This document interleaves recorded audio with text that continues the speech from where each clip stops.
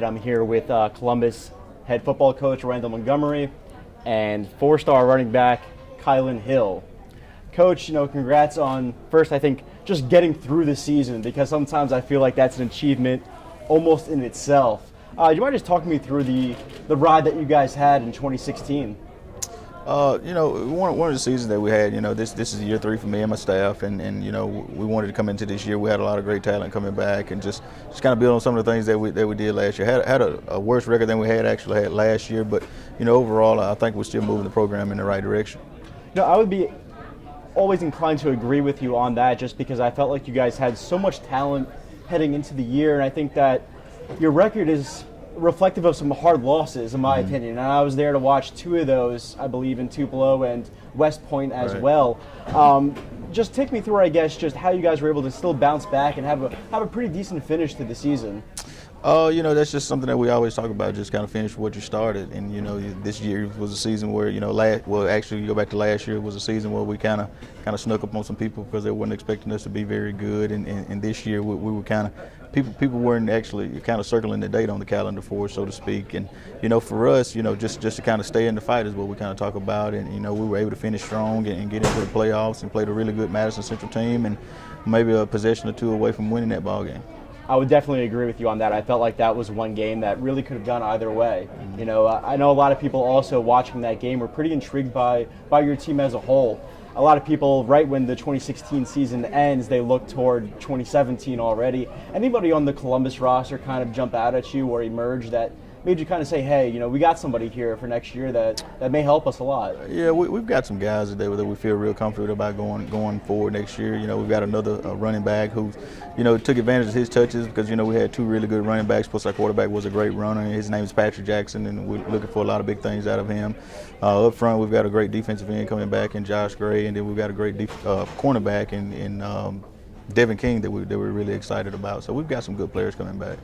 You mentioned the running back and how much of a strength that was for you. Obviously, you had Kylin Hill on your team, who's rated as a 4-star prospect, a guy who everybody in Mississippi and really beyond kind of knew who he was going into the season. And what I really liked about Kylin's season as a whole was that despite the fact people knew who he was, he kind of almost used that as motivation, I think, and he kind of played up to that a little bit, used that to his advantage.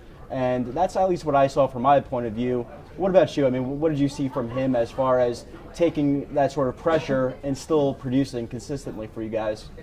Well, he knew going into the season that he was going to kind of have a target on his back, so to speak, because people knew the kind of football player that he was. And, for him to go out and have a year just as good as he had last year with the expectations and with people knowing how good he was and just, zeroing in on him week to week, it says a lot about the type of football player that he is. And, you just kind of saw it Saturday in the game. He's always been a guy that when the lights come on and when the competition gets even tougher, he always raises his game. Yeah, I think that held true throughout the Miss Al game. Kylin, if you will, just take us through that game and just what your motivation was going into that game. Obviously, there was a lot of eyes on it. Overall, going into the game, I just thought I had to prove a point, being in the backfield with a lot of top athletes like Cam Akers and Miles, So soon the game started, the only thing was on my mind is proving everybody, breaking everybody up that was sleeping on me. Kylin, I thought you guys heading into the year were one of the teams I thought were equipped to make a really good run, and I think you guys, in making the playoffs, kind of were more or less what I and a lot of other people thought you would do, is make the postseason, be one of those threats to compete for a championship. What was your opinion on your own season as an individual and how your team performed throughout this year? Overall, my opinion on the season, it probably ain't went as well as we thought it would, but soon as we always knew that when we play as a team, we can always beat anybody in the state.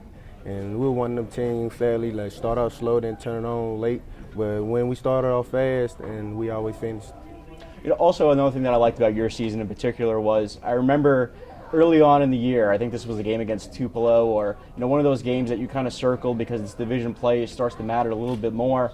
I felt like you were coming off a really good game, and then you kind of just got on a roll where it was like 200 yards, you could almost go to the bank with it, if you will. How were you able to kind of get better as the season went on, knowing that you had that target? Over the past couple games, I thought to myself, heading to district, I'm going to have to do a little more on the field in order for us to come on top. So the game, according to the game that we're heading in, I just stepped my game up a little bit more. and that was awesome to see as a sports journalist perspective on it. Now, a lot of people obviously know you're committed to Mississippi State, but that was something that was done what feels like almost an eternity ago. Remind people, I guess, about why you chose the Bulldogs and why you've stuck through so far with your commitment. The reason I chose Mississippi State because they treat me like family. They check up on me daily.